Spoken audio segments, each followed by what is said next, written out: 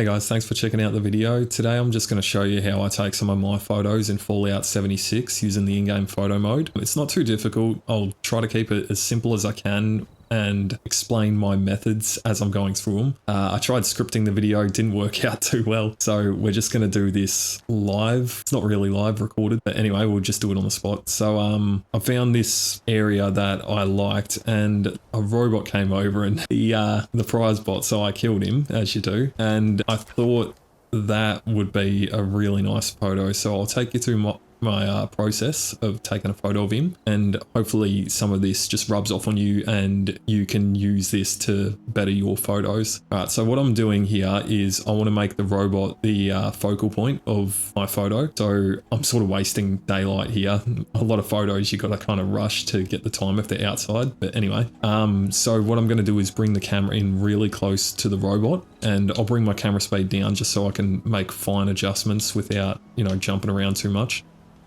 What I'm going to do is rotate the camera just to sort of his eye there. I want the eye sort of staring at you, and if it's like this, you can see it's not really off center. So I want to rotate this so the eye is more in line with the center of the screen. And then what I'm going to do is mess around with the field of view until I get it somewhere where I like it. I think here is about good. I'm just bringing it back and moving the camera forward to, I guess, enlarge the robot. It doesn't make it any bigger, but it appears to be bigger, so it pops out more. Then with depth of field, I'm just going to bring the strength up quite a bit so I can see what I'm doing, and I'll bring the distance and the range all the way down, and then I'll move it out from there. So what I'm going to do first is move it so it's just past the robot. I'm getting a bit of the chair there too, but that's not a big deal.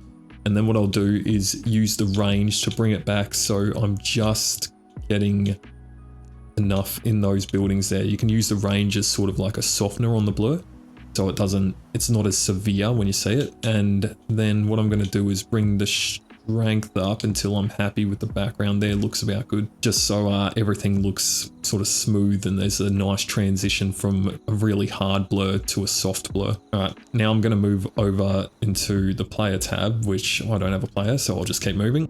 Here there's a lot of darkness because it's nighttime. So what I'm going to do is bring this up until, can you see the sky up there? So what I'm doing is I want to get sort of a glow happening just above the building, but not too much. So there looks about right. And then I'm going to tweak these settings after I'm done, but I just want to have sort of a base for what I'm working with before I do that. So saturation, I always bring that up just a bit.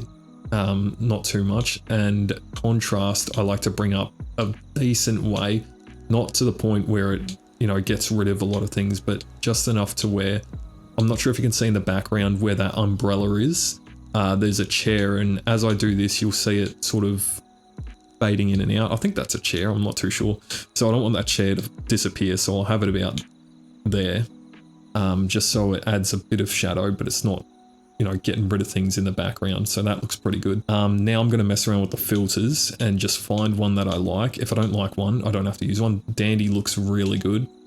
So I think I'm happy with that. I'm not going to bother going through others. Now I'm just going to adjust the saturation because that added a lot of color pop. I think it was pretty good where it was. I might have just toned it down a little. But yeah, that looks pretty good there. Now what I'm going to do is come over to texture, and I already know I'm going to be using this texture just because the corners are a grey sort of darky blue color. Skylines isn't too bad and might consider using that. But yeah, so what I'm going to do is use that one, which I will not pronounce again. And now I'll come over to frames and just have a quick look through them. I don't think any of these are going to be suited for mine. I'll check out logos. I don't typically use logos. Yeah, so I think that's about it. What I might do is actually, now that I've seen that, I might bring the brightness up just a touch and lower the saturation down a bit. As you can see, I'm just coming back here, tweaking the settings. That's good. Bringing the brightness down like that. That's what we've got as our final image. Obviously not the best photo you can take, but it's just sort of my method through taking photos. That was it. Just a quick guide for you. Hopefully you found that useful and it helped you out a bit. Thanks for watching, and I'll see you next time. Bye guys.